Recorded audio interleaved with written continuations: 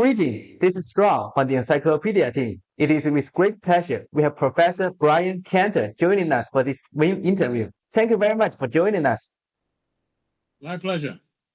So, Professor Cantor, please tell us a little bit about yourself. Well, I'm not quite sure what you want to know and how far you want me to go back, but I was born in Manchester in the north of England, from a very working class family, working class district right in the centre of Manchester. It was a very grimy industrial city in those days. And I grew up in the 1950s and 1960s in Manchester. I was pretty bright at school. I left school, though, and worked for a while in some pretty ordinary occupations. But then I went to Cambridge University and did my degrees. And it wasn't really until I got into a PhD that I really properly fell in love with science. But I did science degrees. I did material science. But I gradually grew into it, if you might say. I spent most of my teenage period. I often say I was very busy when in Manchester I played rock guitar in a lot of rock groups, and I also did a lot of rock climbing out in the hills and mountains of North England. So I often say that we really wanted to be a rock guitarist or a rock climber, but I ended up somehow being an academic and a scientist. But I kind of grew into it after I went to Cambridge. Cambridge was completely different to Manchester. It was very beautiful city, and they were very clean. Lots and lots of people from lots of different places, parts of the world, from different parts of society, lots of culture, which I hadn't come across. And I really loved being at a university. And we had access to London with all the cultural things. So that's where I learned to love the theatre and the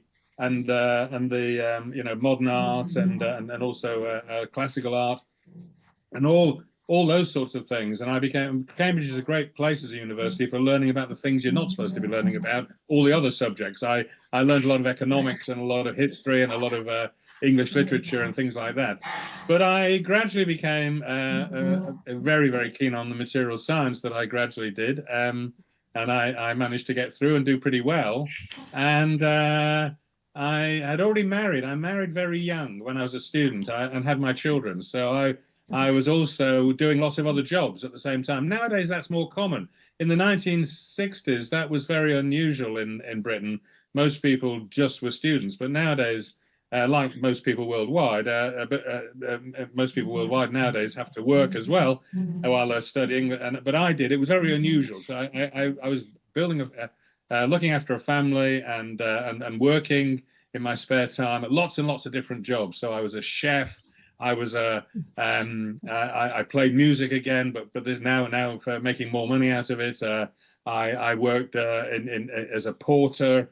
I worked as an encyclopedia salesman. I did lots and lots of different jobs. I learned a lot of things about life really at that time. But finally, I graduated with all my degrees, and because I had a family, I took the first job which I could get because I needed to. I was very, very poor by then because we had no money. And I took the first job I could, but it was the best job I could have taken because I went to work as a postdoc for someone called Robert Kahn, who was quite a famous material scientist at that time. And he'd just become dean of the School of Engineering at the University of Sussex, a newish university at that time. And I ended up running his research group. And he was a wonderful man. He helped me. He gave me lots of support. So I fell on my feet in a way because of that. I fell on my feet in going to Cambridge University. I fell on my feet in going to work for Professor Kahn. And then when I left there, I did that for about 8 or 9 years. But then I had to leave because they wouldn't give me a job. So I was still in that sort of early stage of my career. And I went and worked for a year in India, and I worked for a year in the States. I worked at Banaras Hindu University, and I learned about the world and the then underdeveloped world. And I then went to work in the States, and I learned about the wonders that are in the States. And I worked for GE. I learned about big industrial companies and capitalism and all that kind of thing. And then I got a job as a lecturer, and my first really properly permanent job when I was in my 30s and I was still very, very poor, as I say, at Oxford University. And again, I fell on my feet because the head of the department there was another great scientist called Peter Hirsch. He's still alive. Robert Kahn sadly died.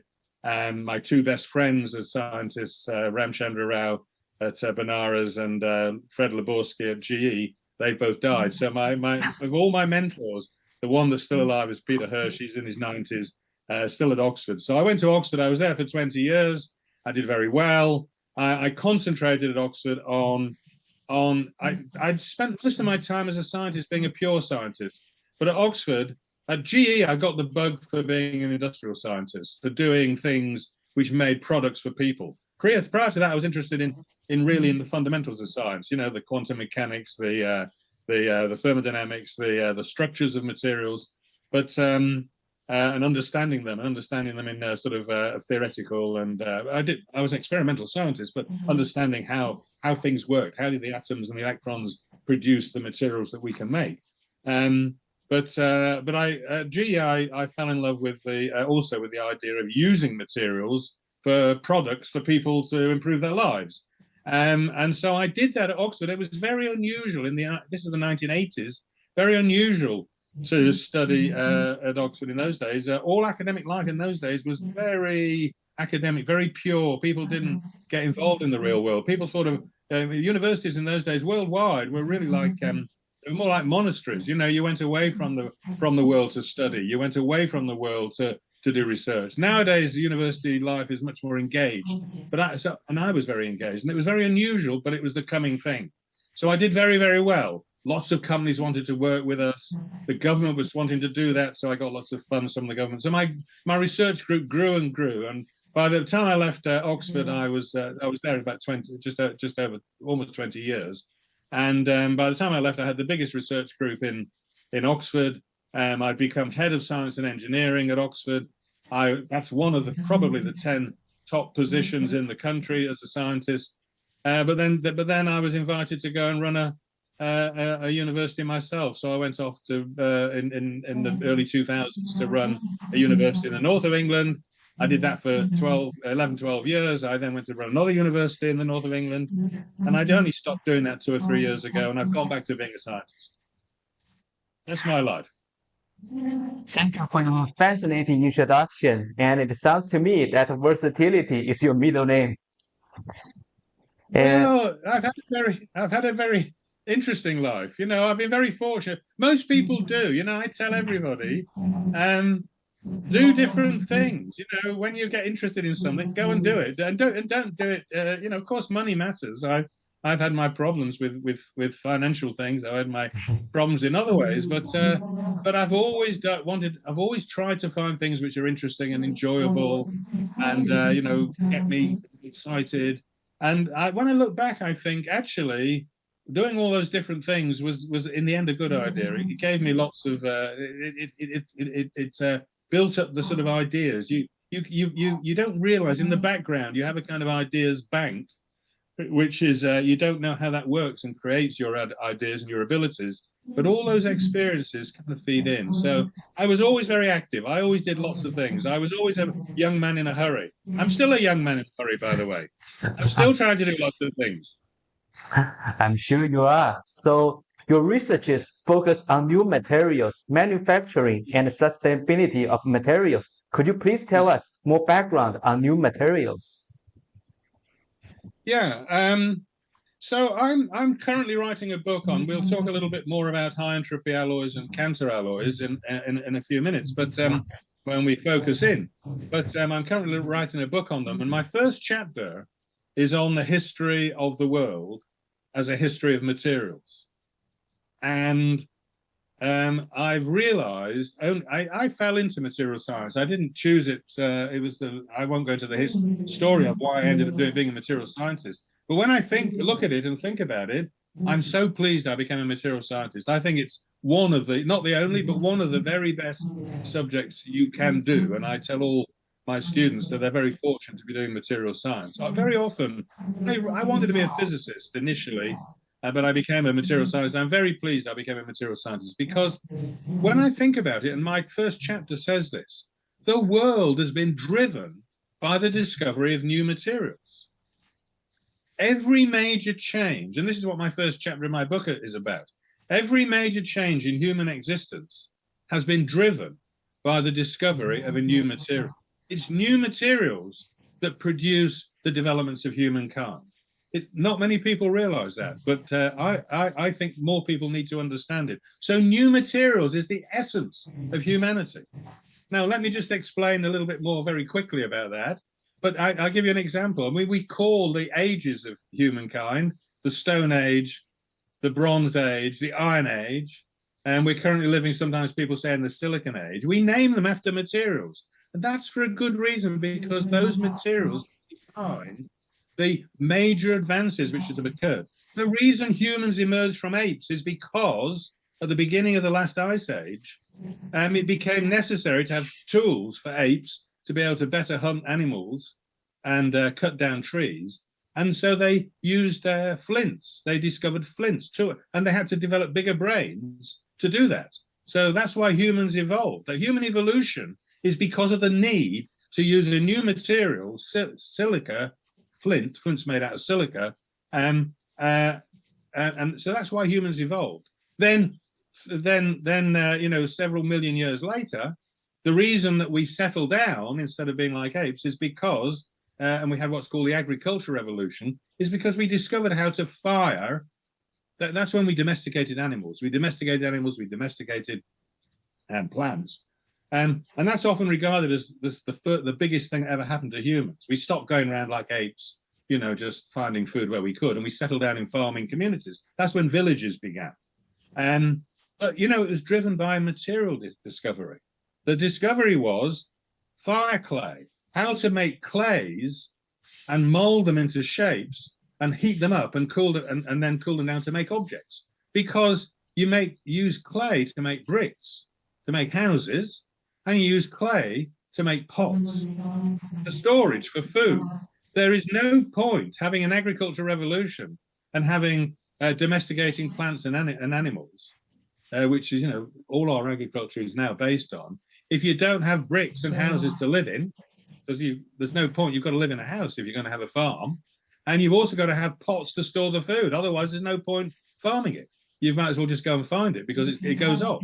So it was driven by a material. Then we discovered bronze, and we started to have the metal age, and bronze was the next one. Then we had discovered iron, which is a harder material to make, and we discovered irons. Then, in the Industrial Revolution, the second biggest change in human existence in the 18th and 19th centuries in Northern Europe, mostly in Britain, actually very close, starting from where I'm speaking from right now, the Industrial Revolution was based on the discovery of steel, which was a purer form of irons.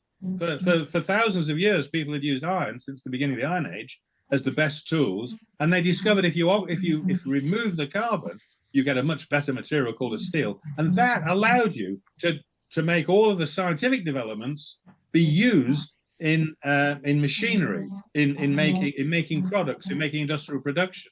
That's why we end up having our modern lives where people aren't all working at starvation diets on the farms, which is what happens in what we now call underdeveloped countries, and developed countries. They've gone through an industrial revolution. They happened in Britain in the 19th century, 18th, 19th century. It hasn't happened in all of the world, but in China in the last 20 years ago or something, 20, 30 years ago, and had a fantastic impact. There's still parts of the world like Africa where it hasn't really happened, but it takes people out of poverty. It's fantastically important, but it's driven by the discovery of steel. You can't have the machinery if you don't have the steel. You can't make it. Steel was critical. And we live now in what's called the third biggest change in human existence, the information revolution, and that's based on silicon. And silicon is another new material, semiconductor material. The reason I can speak to you, we can record these things, we can have satellite communication, the reason we can have the internet, the reason we can have social media, the reason we can video everything, take pictures, have smartphones, all based on silicon, another new material. And I want to say one last thing, which is all these materials are alloys. All these materials are alloys. The flint is basically silicon oxide, but it's got bits of calcium oxide and magnesium oxide in it, which is what allows you to flake off pieces to make it into sharp tools. So the fact it's an alloy is very important. It's not actually quite pure. The the clay you make bricks and pots and things out of is an alloy of aluminium oxide and silicon oxide, which is then mixed with water and then fired to dry the water off, and it sets as a clay. The bronze, we had metals, but they were just decorative until people discovered if you add a little bit of tin to copper, it makes a great material. And it's much more formable than all those oxide materials, which was all we had before, which are the natural materials, but also got strength. I mean, all metals are formable. We knew that. The Stone Age people knew you could beat copper and make things out of it, but you had to add tin to give it strength. Then they discovered ions, which is iron with carbon added, and carbon added in iron gives it even more strength. It's an even stronger material. Then they discovered steels with a bit less carbon, which is even better. Silicon is very pure, but you have to add minute amounts of aluminium and phosphorus and boron in tiny little regions of nanometers scale, just a few atoms. That's all it is. But we're doping, as they call it, which is microalloying. It's alloying on a small scale, the silicon, to give it all its properties. So the history of humans is the history of materials, new materials, and all those materials, as have been developed, are new alloys. They're new. What do I mean by an alloy? I mean a mixture of other materials. That's all I mean. An alloy is when you mix two materials together to get the material you want.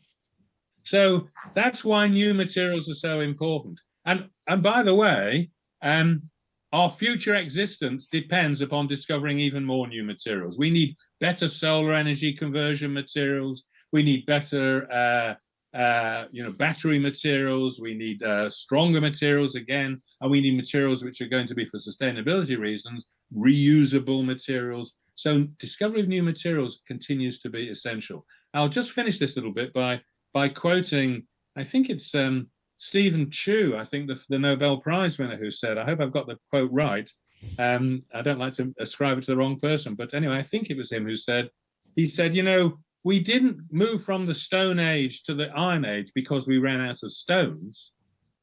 We moved because we discovered a new material. We didn't move from the Stone Age to the Bronze Age because we ran out of stones. We didn't run out of stones. We still got stones. We just found a better new material. That's a really great philosophical point. Thank you so much for your clarification. So, Professor Cantor, you are well known for inventing the field of high-entropy alloys and discovering the Cantor alloy. Could you please tell us what the Cantor alloy is and what are the real-life applications?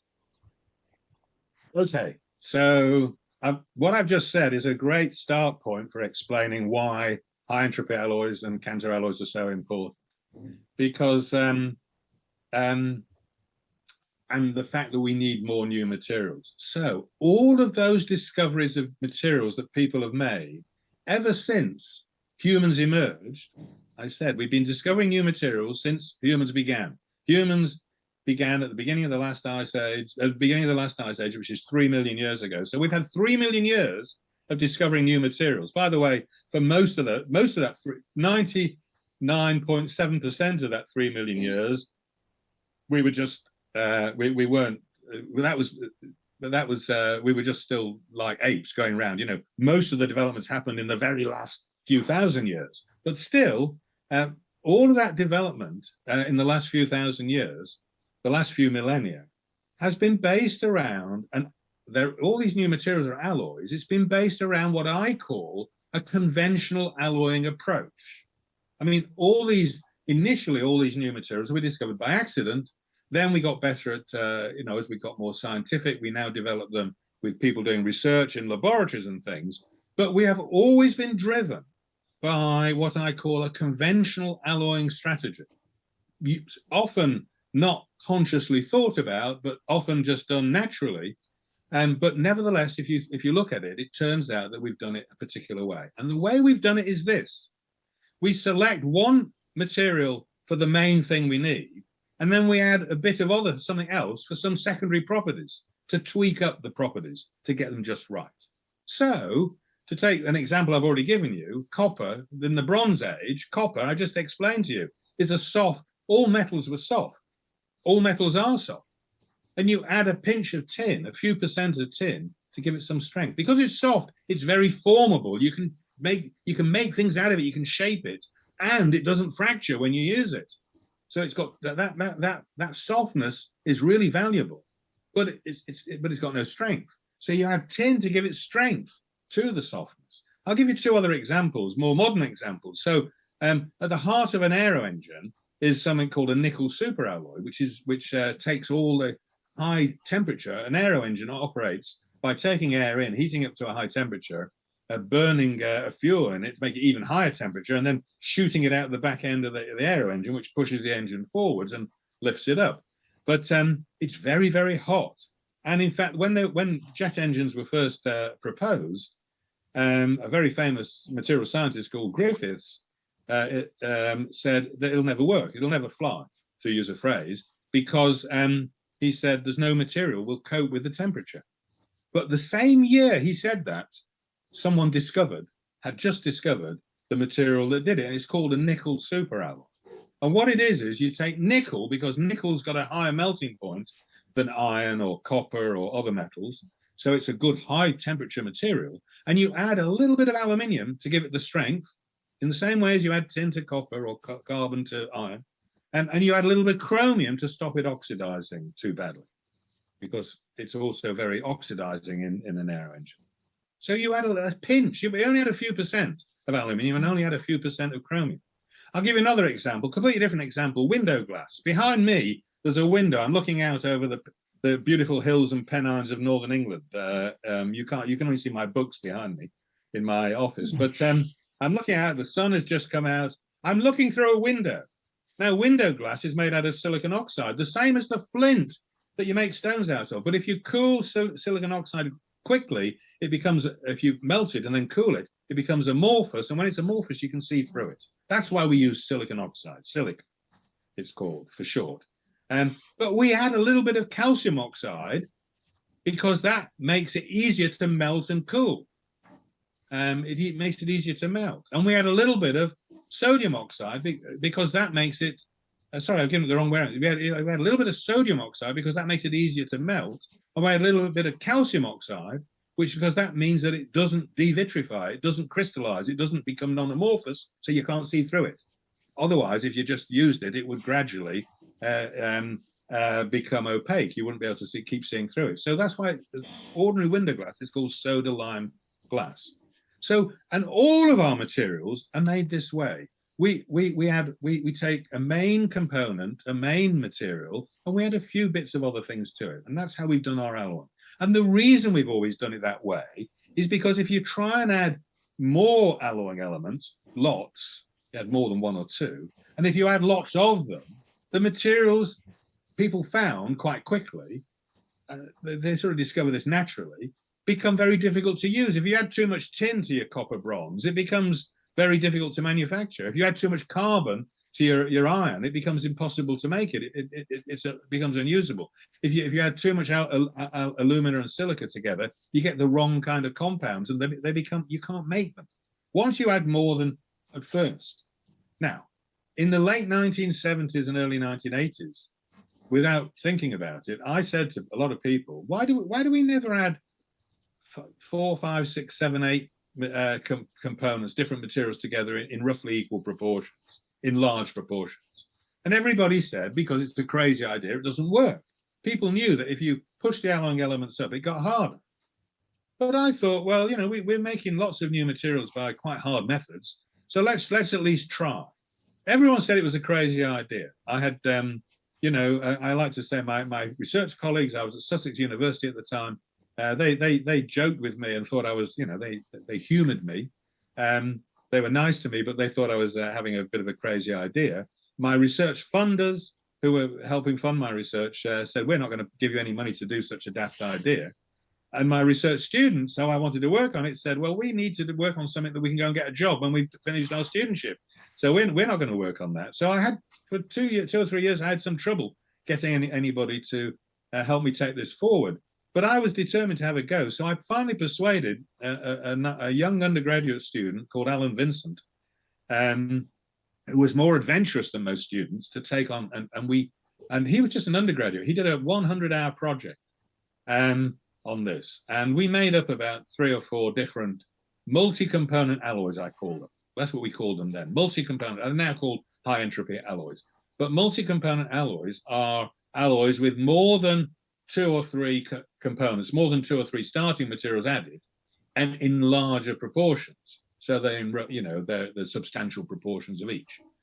The ones we made up were what we call equiatomic. That's to say, we had equal amounts of many. We made some with 20 different components. We mixed them all together. We made some with 10. We made some with 5.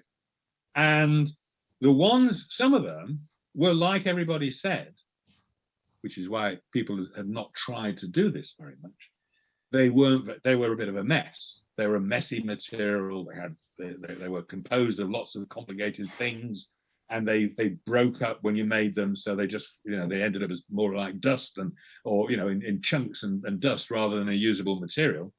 But we found immediately that, so the first thing we seemed to discover was that everybody was right, that it doesn't work. It's a daft idea. But within 2 weeks, we discovered that everyone was wrong, because we found the Cantor alloy, the first Cantor alloy, which is a mixture of 5 different elements: iron, chromium, manganese, cobalt, and nickel, in 20% of each, equal amounts of each. And it's got fantastic properties. Now, the first question is, how come it wasn't a problem? Because we'd seen previously, when you add too much of another, I've already said, we've seen for millennia, for thousands of years, people had discovered if you start alloying too much, it doesn't work. And suddenly we found a material with 5 different components, which worked fine. And it was a complete surprise. And people are amazed by it, still are. And of all the work on high entropy alloys, which they're now called, most of it has been on that one alloy. But it turns out there's lots of those alloys. And I'll come to that just in a second. But let me explain why it works. It turns out that when you add only 1 or 2 components, at first, you get some improvements in properties. But if you add too much, then you start to get this problem of manufacture. But if you add enough components, it suppresses the problem. And there's a very simple reason, which is this. There are 2 basic forces in nature. One is called energy, and the other is called entropy. Now, energy is very easy to explain. If you knock something off a desk, I'm talking to you on a computer on the desk, if I knock a book off the table, it falls on the floor. It lowers its energy by falling on the floor. That's lowering of energy. So that's a very big, let me stop that. That's a very big force. Actually, you're going to have to. Sounds like there will be more research in this field. So is there any next move for you? No, let me finish. And then but if you knock a pack of cards on the floor, it doesn't retain its structure. They fall in a big heap and a pile. They become random. That's entropy. Entropy is another force. What's happening when you add lots of different components to make a high entropy alloy, a multi-component alloy, is if you add enough components, the randomness of all the different components prevents the atoms and molecules from interacting to form compounds, which is what causes the problem. When you add the tin to the copper, when you add the alumina to the silica, when you do alloying, you form new compounds. And at first that helps the properties, but if you add too much, it makes them unusable. But if you add lots and lots of components, the entropy, the randomness of that, prevents that compound forming tendency, and that gives you the ability to actually make materials. And why is it important? Because of that, we've suddenly discovered that there are loads of more materials that we've never even tried to make. And if you calculate how many there are, it turns out that there are, I use a non-technical term, gazillions of materials. If you work out how many possible materials could we make by mixing up all the different elements we've got, the answer is there are more possible materials we can make than there are atoms in the universe. More than there are atoms in the universe. More than the planets, more than the number of atoms in the universe. There are gazillions of materials, and we've only used and only looked at a tiny, tiny fraction of them because we've only ever added a few pinches of one material to another one. So there are literally millions and billions and trillions and gazillions of other materials we've never ever looked at. So that's the most important discovery about this new field, is some of the materials we've discovered have got some great properties, and that's of course important. People are trying to use them, but there are still gazillions more we still haven't looked at. So we're going to find lots more with even greater properties. That means that we can find all those wonderful new solar energy materials, all those wonderful new battery conversion materials, all those materials that we need. So, Professor Cantor, we wish you and your fellow colleagues the best of luck on your future research, and thank you again for joining us. Thank you very much, and good to see you. Bye. Bye.